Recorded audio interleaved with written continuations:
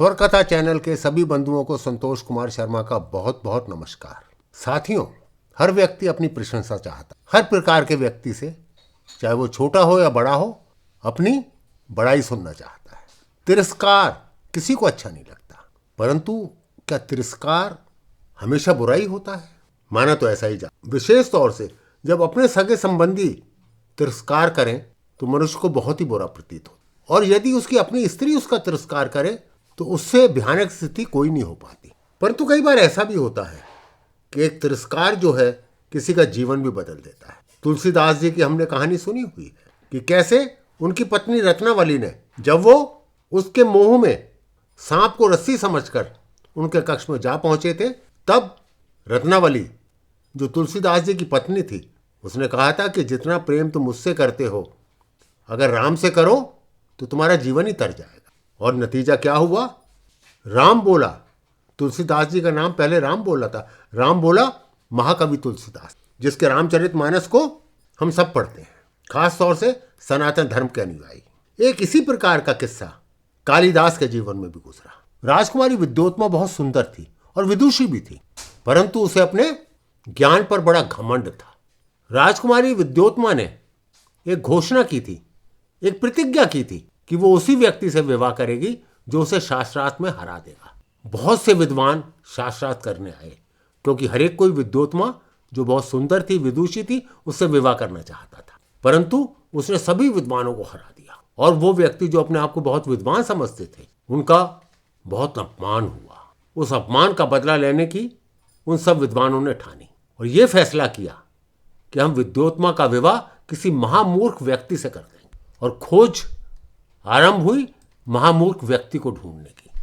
ढूंढते ढूंढते वो जंगल में एक पेड़ के पास पहुंचे और उन्होंने देखा कि एक व्यक्ति है जो उस पेड़ पर बैठा हुआ है, और विशेष बात ये कि उसी डाल को काट रहा है जिस पर वो बैठा था। सबने एक मत होकर फैसला किया कि इससे अधिक मूर्ख व्यक्ति हमें कोई नहीं मिलेगा। वो व्यक्ति बहुत खूबसूरत था, बहुत ही शारीरिक रूप से सुंदर था, परंतु था मूर्ख। विद्वानों ने उसको पेड़ से उतारा और कहा कि हम तेरा विवाह एक राजकुमारी से करा देंगे, और वो राजकुमारी बहुत सुंदर है। वो व्यक्ति खुश हो गया।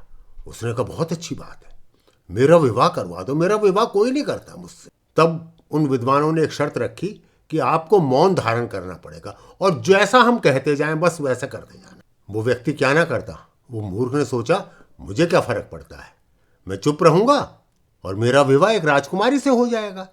वो सब विद्वान व्यक्ति जो शास्त्रार्थ में हार चुके थे, एकजुट बनाकर विद्योत्मा के पास पहुंचे और कहा कि ये व्यक्ति हमारा गुरु है और ये आपसे शास्त्रार्थ करना चाहता है, परंतु अभी इन्होंने मौन लिया हुआ है, इसलिए ये अपने हाथों के संकेत से उत्तर देंगे और उसका जवाब हम देंगे। आप यानी कि उसका इंटरप्रिटेशन, जो भी वो संकेत करेगा उसका इंटरप्रिटेशन हम करेंगे। विद्योत्मा मान गई। शास्त्रार्थ आरंभ हुआ। विद्योत्मा ने संकेत से एक उंगली दिखाई, जिसका अर्थ था ब्रह्म एक है, परंतु उस व्यक्ति ने सोचा, उस महामूर्ख ने सोचा, ये राजकुमारी मेरी एक आंख फोड़ना चाहती है, और उसने उसका जवाब देने के लिए दोनों उंगलियों का संकेत उसकी तरफ कर दिया कि अगर तू मेरी एक आंख फोड़ेगी तो मैं तेरी दोनों आंखें फोड़ दूंगा। और वो जो विद्वान, जो कपटी विद्वान थे, उन्होंने उसका इंटरप्रिटेशन दिया, उसका जवाब दिया कि ब्रह्म एक है मानते हैं, लेकिन हमारे गुरु का कहना है कि ब्रह्म को सिद्ध करने के लिए दूसरे जगत की भी आवश्यकता हो। ब्रह्म स्वयं कुछ नहीं कर सकता, कुछ सिद्ध नहीं कर सकता। राजकुमारी विद्योत्मा मान गई। उसने दूसरा प्रश्न किया। उसने खुला हाथ दिखाया और कहा कि 5 तत्व हैं। कालिदास को लगा कि ये थप्पड़ मारना चाह रही है, तो कालिदास ने घूंसा दिखा दिया।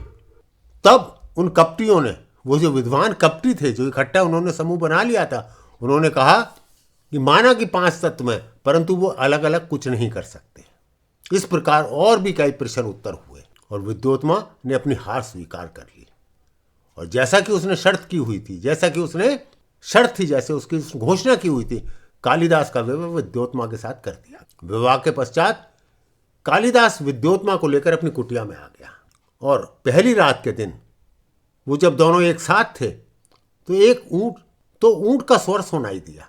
विद्योत्मा तो बड़ी विद्वान थी, उसने संस्कृत में पूछा कि मैं तैत, परंतु कालिदास तो मूर्ख थे, अनपढ़ थे, संस्कृत नहीं जानते थे। उनके मुंह से निकल गया ऊट्रू। अब विद्योत्मा को पता चल गया कि ये तो मूर्ख है और मेरे साथ धोखा हुआ है, और उसने कालिदास को धिक्कार करके बहुत तिरस्कार किया कालिदास का और घर से निकाल दिया, और ये कहा कि जब विद्वान बन जाओ तभी मेरे घर में वापस आना। कालिदास को बहुत चोट लगी, उस तिरस्कार से उनका तन मन हिल गया। तब उन्होंने महसूस किया कि वाकई में मैं तो अनपढ़ हूं, मैं तो मूर्ख हूं, इतनी विद्वान स्त्री के साथ मैं कैसे रह पाऊंगा।